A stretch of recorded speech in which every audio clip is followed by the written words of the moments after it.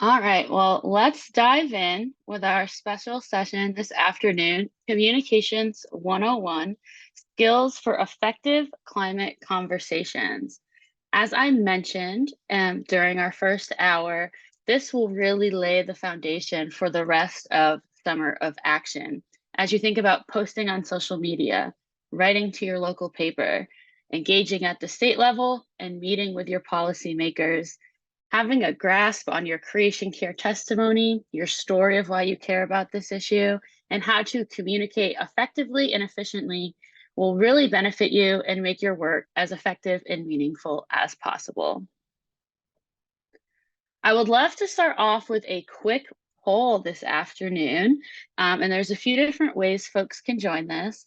I'll leave the QR code up for a second if you prefer QR codes in your phones. There will also be a link that Jamie is sharing in the chat if you want to join via your computer. And finally, if you just want to go old-fashioned and type it into your browser, you can join at menti.com and use the code 14162781. I would love to get folks' opinions on this anonymous poll with how you feel when you think about talking about climate change in your communities. And you should have the option to add up to 3 emotions that you feel when you think about having these conversations.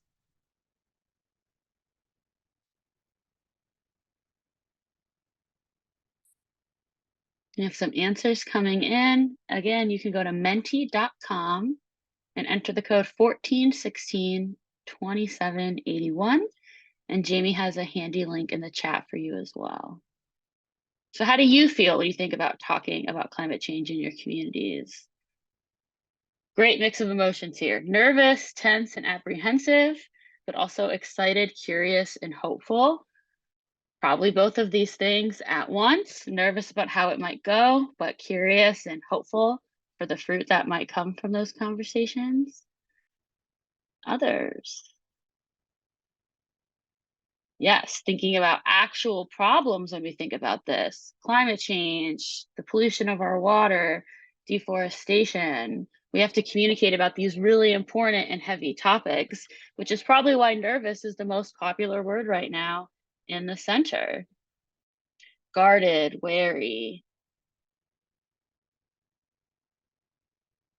Yes, this is affirming what I had assumed and what we've heard from many folks is that these conversations can feel fraught, and we'll spend time exploring why these conversations can be hard and then giving you tools for making it more effective. And so you can lean into those feelings of hope, excitement, and curiosity when it comes to having these conversations. Just give it one more minute for anyone else who wants to add their answer about how they're feeling.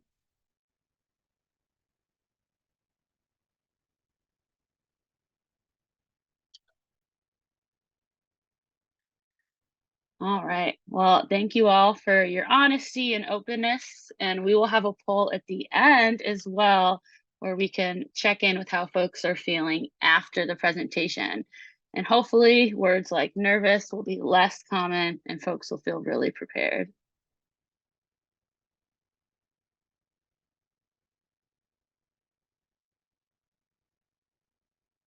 So, to start off, I want to introduce us to a framework, to a tool developed by our friends at the Yale Program of Climate Change Communication. They have what they refer to as the 6 Americas of climate change. Through their research and studies, they have divided public opinion on climate into 6 broad categories. One of the things that makes talking about climate and the environment so challenging is this false narrative that we're operating in a binary of acceptance or denial. We think people either fall into those that understand and accept the reality of climate change or who totally deny the reality of these changes to God's creation. But the reality is, as with most things, it is far more nuanced than that, and it is not this acceptance or denial binary. Humans are, of course, complicated, and so is public opinion.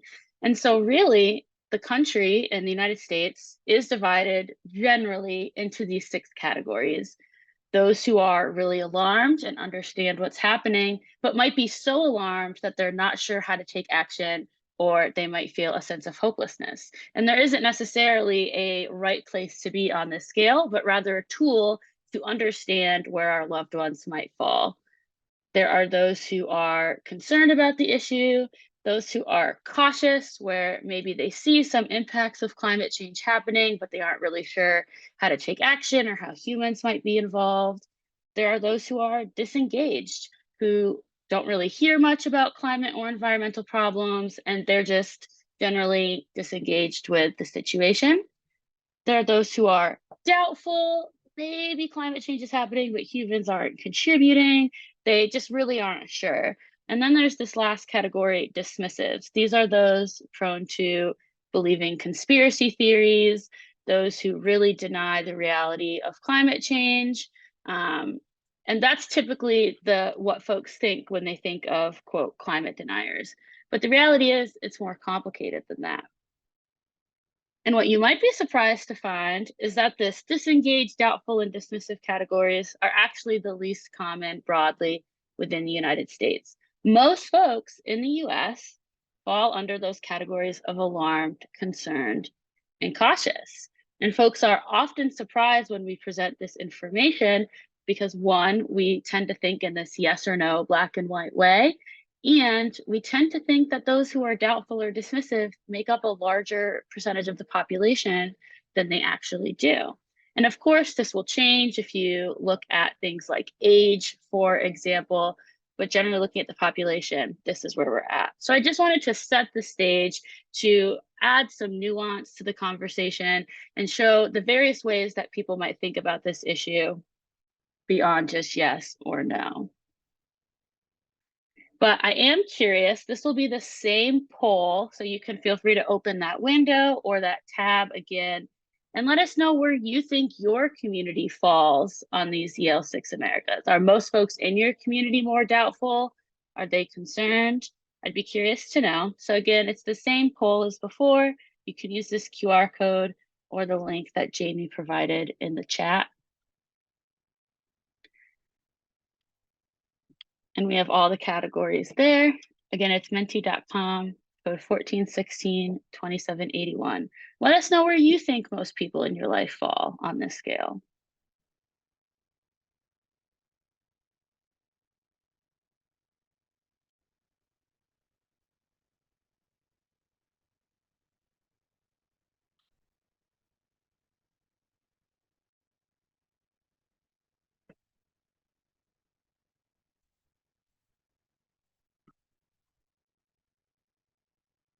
All right, so far we seem to have an even split between concern. There we go. Folks all over. So far, no one said dismissive, so that's encouraging. And this is important for two reasons. As we'll discuss, knowing who you're talking to is a really important step of having effective climate communications. In the world of marketing and advertising, we might use the phrase know your audience, but having an understanding of who you're talking to is really important. And I'm also just curious myself of where folks fall within the EN communities that you engage with. So we'll just give folks another minute to plug in your answers to see where most people in your life fall on these Yale 6 Americas.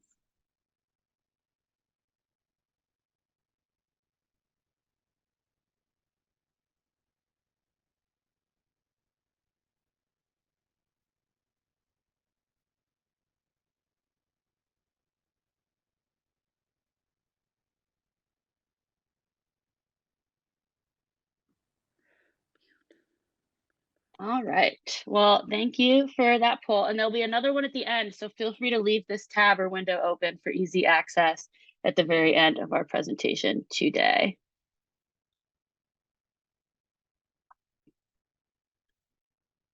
So, according to the Yale program on climate change, they have found that most Americans rarely or never talk about global warming currently. According to their study in December 2020 and 2022, only 37% of Americans said that they discuss this with their friends or family, either occasionally or often. Most people, 63%, say that they rarely or never discuss climate change. But what we see according to these studies is that most Americans understand the reality of climate change to some degree, but at the same time, most Americans are not discussing it within their communities. And so, how do we address this? This is what makes talking about climate change so important because it can normalize it within our spaces and it lets our friends and family know that, hey, we think this is important too. And we especially think it's important because of our faith. So, what makes talking about climate change so hard? Why did so many folks add that they were wary, nervous, apprehensive, on edge about talking about climate change? Because at the core, it can be related to our deepest commitments, identities, and values. It relates to our faith, to political identities, to how we engage with one another in community, and to our economic values and security. And so denying or accepting the reality of climate change can often feel like an identity marker anchoring us within our communities.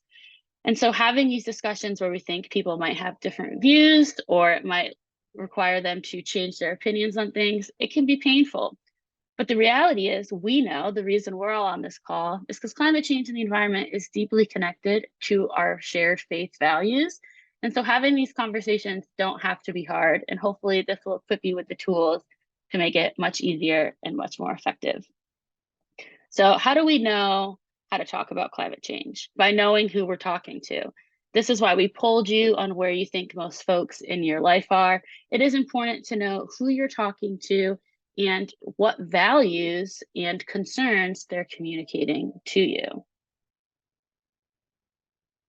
And so I'd like to give some examples of when communication goes wrong. These are examples of ineffective communication tools. We don't communicate as effectively as possible when we lead and stay with science and statistics. And that isn't to say that science and scientists aren't important, very much are, but rather when it comes to moving hearts and minds with people in our life who may be more hesitant, starting off with science and statistics is just not as likely to move hearts and minds as stories. We also want to avoid language of guilt, shame, and blame. We don't want to say, oh, the air quality here is so bad and my child is suffering from asthma because of the car you drive. That is not an effective communication strategy, and we don't want to lead on guilt, shame, and blame with our friends and family. We also want to avoid using distant or far off impacts. And of course, this isn't to say that climate change is a global, widespread issue that's impacting people, especially in the global south, especially hard. And that's really important. Unfortunately, when it comes to chatting with people locally and trying to change their hearts and minds, using those far off impacts are not as effective as talking about what's happening here at home in your local area. We also want to avoid exclusively using language of scarcity, sacrifice, and loss, focusing on things that people are going to lose or have to change or sacrifice in order to care about the environment. And finally, communication goes wrong when we fail to give people a relevant way to respond or fail to give solutions at all. We don't want people to wake up to the reality of climate change and environmental injustice without giving them a meaningful way to respond or just alarming them and not giving them any way to take a next step. We also want to avoid using apocalyptic language, language of doom and gloom, as that is not an effective way to communicate.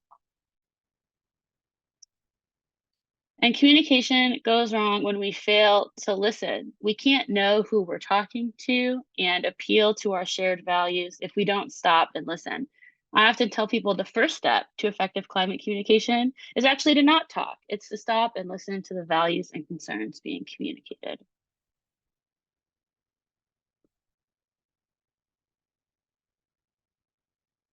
Some videos, but we will skip those for the sake of time. So, what are we implying when communication goes wrong?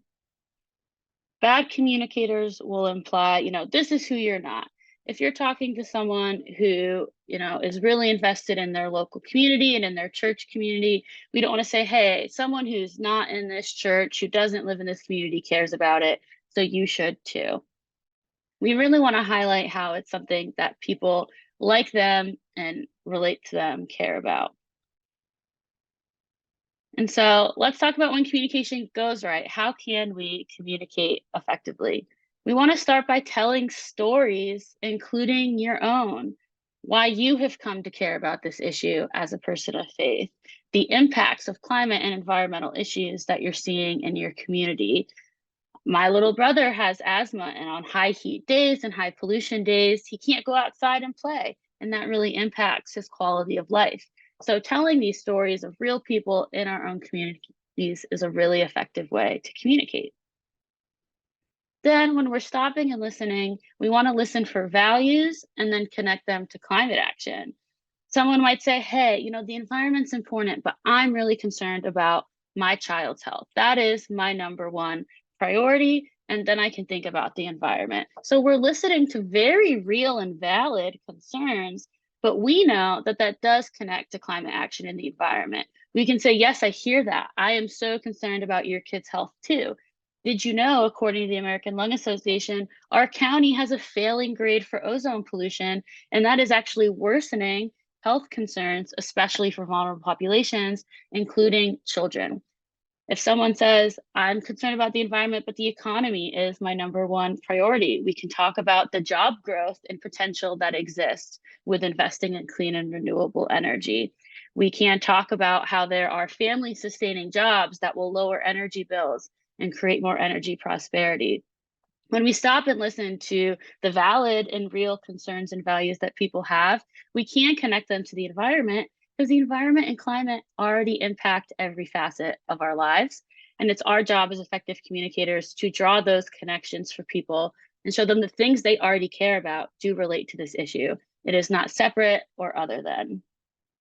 And so we want to affirm identities. Someone might say, I'm really conservative and I didn't realize conservatives could care about this issue. And you can say, yes, look at bipartisan action happening in Congress. You could say, I'm a fellow conservative and that's why I care about this issue. Someone might say, I didn't know Christians could care about this. And you could say, have you heard of EN? I just attended this whole 2-hour event with like minded Christians all over the country and even the world who care about this specifically because of their faith. So you can affirm who someone already is and show them that they don't have to change that to take this issue seriously. We want to cast a hopeful vision of the future, not one of scarcity and loss and giving up things like ice cream, but rather saying, hey, we can have a healthy world where children aren't suffering from polluted air and water. We can create family sustaining jobs. We can have a more stable climate where people aren't impacted by such extreme weather events. We can cast a really hopeful vision of the future, and that is a key way to effectively communicate. And that's related to focusing on opportunities and solutions over cost and sacrifice. Because the reality is, we can't afford to not act on climate. And there are so many opportunities and benefits if we do take action on this issue. And we want to start close to home. You can use the American Lung Association's State of the Air report for local impacts. You can tell stories of different things that you're seeing in your own communities. I'm in the Northeast, and we know that climate change is increasing the severity and frequency of vector-borne illnesses like Lyme disease because we have longer and warmer wet seasons. Ticks are around for a lot later than they used to be. So that is a local example of the ways that climate change and environmental problems are impacting us, and it's close to home. And of course, this is also something impacting other regions as well. But starting close to home will really open people up to the risks and concerns, as well as the realities of what's happening. And we always want to give people meaningful ways to respond. We don't want to alarm people about the rise of Lyme disease in the Northeast and say, bye, have a great day. We want to make sure they feel empowered and equipped to do something with this newfound awareness and concern. So you can say, hey, I'm going to this EN event in a few weeks. Would you like to come with me? Or I'm reading this book with these resources. Should we start a book club to talk about it? Do you want to call your member of Congress with me? And it can even be as simple as, hey, what if you got some food this week at a local farmer's market to be connected to your community and to shop locally as a way to reduce your output.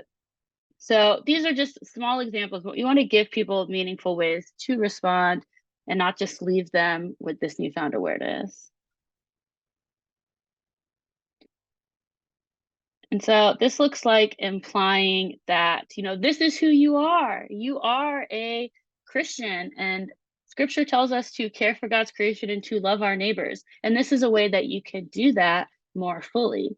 We are implying that someone is, we're just validating those existing identities and values and saying, hey, you care about your children's health and the economy.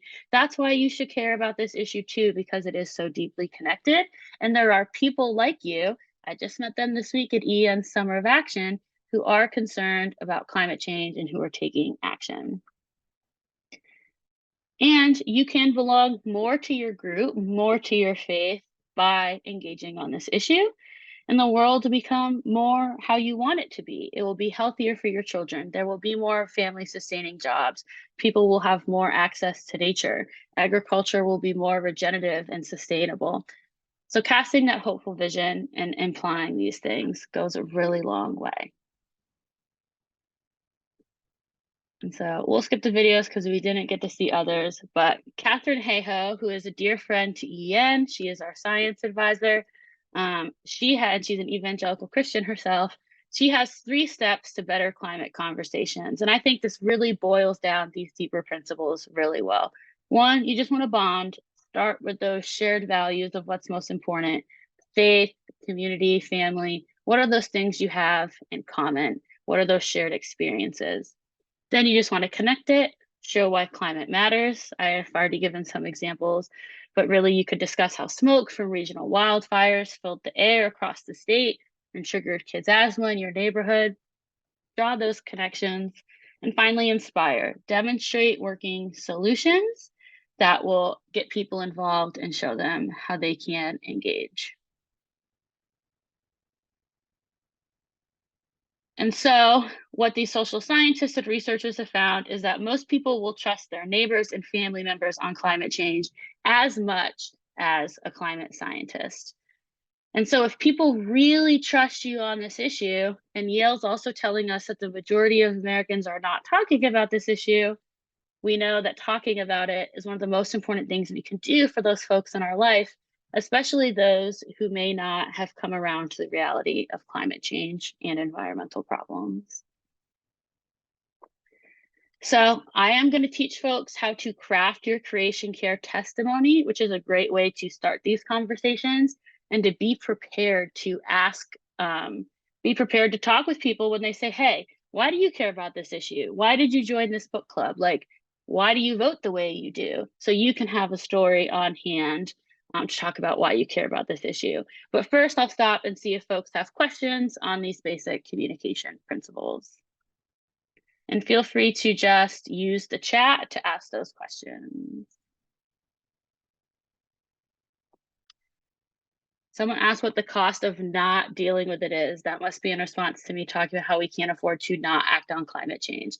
Well, we have seen the increase of extreme weather events, for example, and we're seeing an increase of billion-dollar disasters. That is billions of dollars in life, health, property. So we're seeing an increase in the frequency and severity of extreme weather events like hurricanes and wildfires that are devastating communities, taking lives, causing pollution, and wrecking property. We're seeing the impact of increased health concerns like asthma and other cardiovascular concerns being exacerbated by air pollution that leads to missed days of work, missed days of school, hospital bills. These things are all very expensive, and by failing to act on climate change, it will only get worse. So when I say that we can't afford to not act on climate, that's what I'm talking about. Any questions before we go to the next section?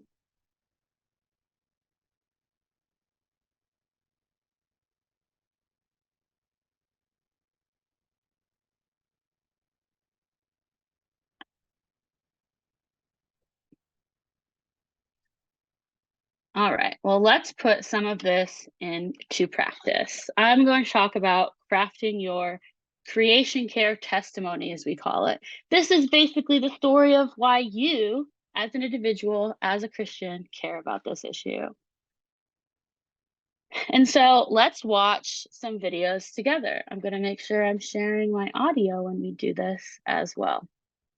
So these are some examples. I don't know why that didn't work. Apologies. Okay, so as we watch these, here are some things to keep in mind. What identities did the speaker emphasize? What elements of their story were most compelling for you? And what made you feel seen? Think about those shared values and identities.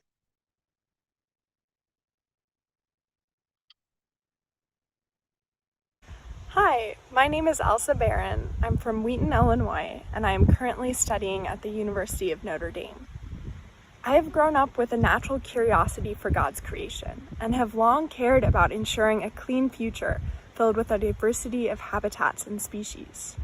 However, the first time I directly connected the environment with faith, as well as social vulnerability, was the summer before my first year of college, when I was assigned to read Pope Francis's recent work, Laudato Si, an encyclical on care for our common home.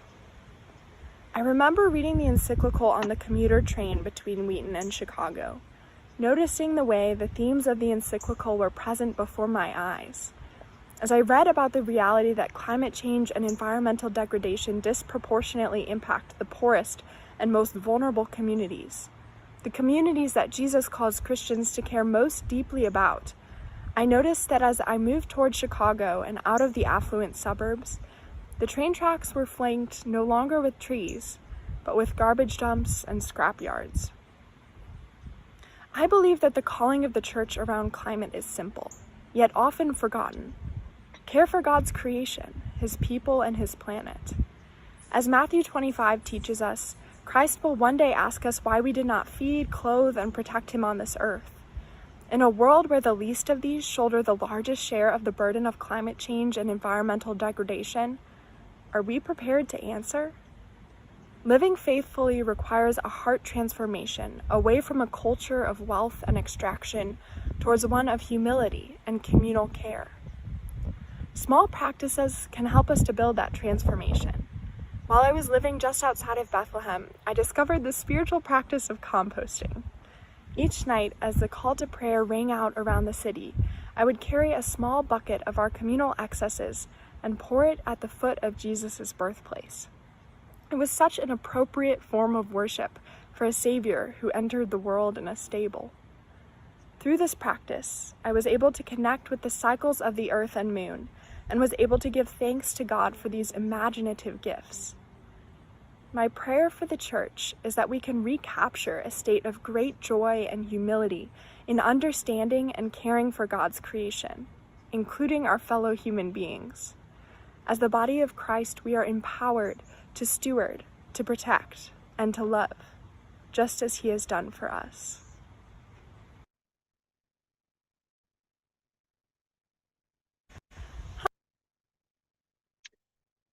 All right, so as you watch that, and feel free to use the chat to answer these questions, all of them or just one of them.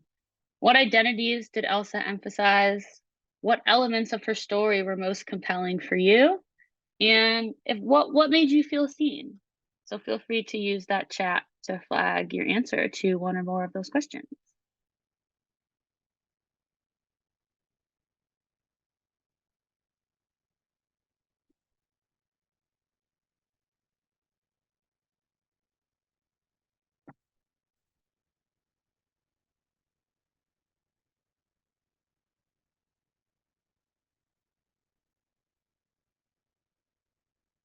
And I see some other questions as well, and we'll get to that in a minute. But any thoughts on that climate testimony?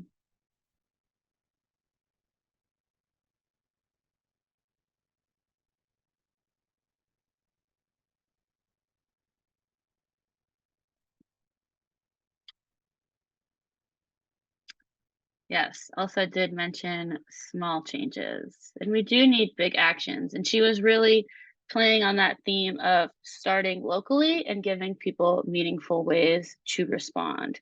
We do need wide, systematic responses to climate change, but one person is an important part of that, but they're not going to be able to solve it themselves. So if someone's just now learning about caring for God's creation, we want to start small and give them meaningful actions they can take towards bigger action. And I often think of things like individual and collective action as two sides of the same coin. So each of you are here as individuals yourself, just participating in a webinar. But if everyone on this call were to have a one-on-one, a conversation with someone in their community and to meet with their member of Congress and to write an op-ed, that would create a huge splash and create huge change towards this issue that can feel so overwhelming because of its global scale and size.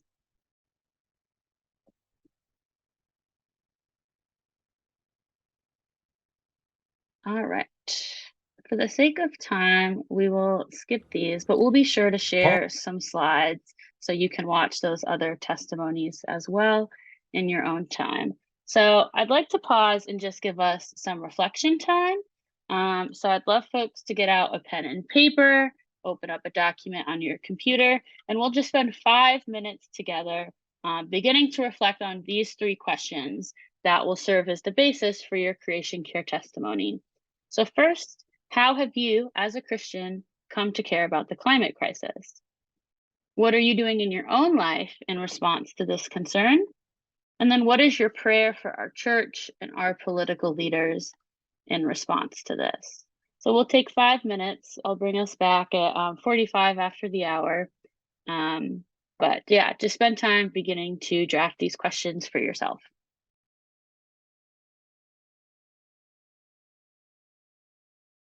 All right. Well, I hope this was a meaningful time of reflection and just the beginning as you begin to craft your creation care testimony. These questions and having answers to them will be really important throughout the summer of action and beyond. You can think of this as an elevator pitch for creation care.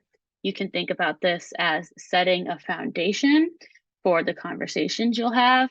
For example, if you meet with your members of Congress this summer, when you're introducing yourself, answering this question of why you as a Christian care about the climate crisis will be really important. And that will be part of your preparation, most likely, as you want to share your heart for this issue. And so now you will have an answer beginning to be formed. When you are talking to a member of your church who might say, oh, I didn't really know about this issue. I didn't know that you cared about it. What have you been doing? You'll have an answer prepared to share what you're doing in your own life in response to this concern. And that can be as simple as saying, I have joined EN's Summer of Action to really deepen my engagement and learn about new ways to respond.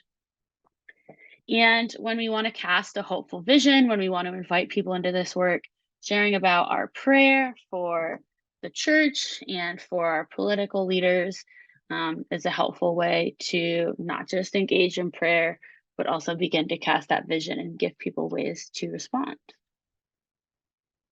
And so we have spent time journaling. I left those questions up for you. And I believe that is all I have. So I'll stop sharing for a minute and just see if people have questions on anything. And I want to draw your attention to a few things. And thank you to Lindsay and Jamie for dropping links in the chat and answering questions as we go. So just a few things. I want to thank Naveed for the openness, sharing that their mother got sick due to climate changes.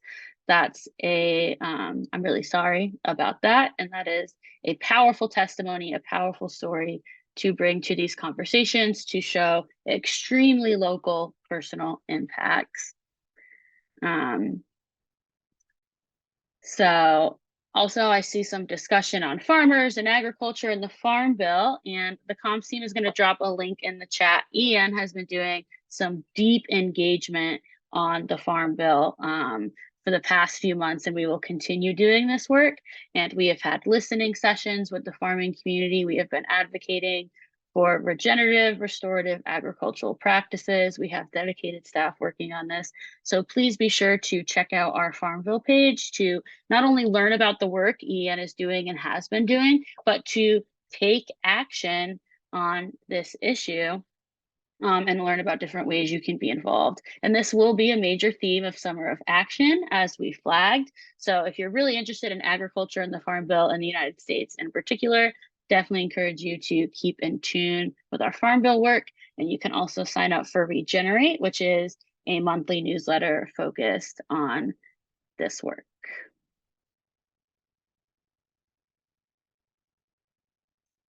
Someone asked, what are the biggest changes we can advocate for? So some things we mentioned are like pipeline safety, the Farm Bill, looking at methane standards, defending our national parks and public lands.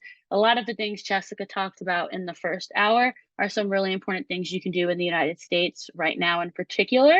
And we will be providing opportunities and updates throughout the summer. This is not the Summer of Action, it is just the beginning of it. And so we will be providing ways that you can take action and create change in your community and in the US this summer.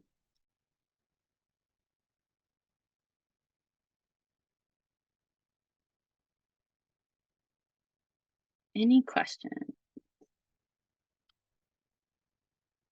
Love this story from Fawn about how their church garden is coordinating teaching lessons with the church about pollinators, food, ecology, safe water. That is just so encouraging. Thank you for sharing that. And that's a great thing to build into creation care testimonies of what you and your church are doing to take action on this issue. And so one more time, one final poll for the group, same link, same info as before. Would love to hear at the end of this how you feel now about having conversations after this special session. And it's okay, and I understand if it's the same as before. I hope it's not, but would love to just see how the group is feeling about these conversations after the breakout session. And if you left Mentimeter, it's just menti.com. The code is 14162781. And Jamie put the link back in the chat. Thank you, Jamie. So folks can just click that and take the poll. Already seeing some more hopeful words: supported, ready, excited, hopeful. Hopeful is that big word in the middle so far. And again, it's okay if you're still feeling nervous, but also hopeful.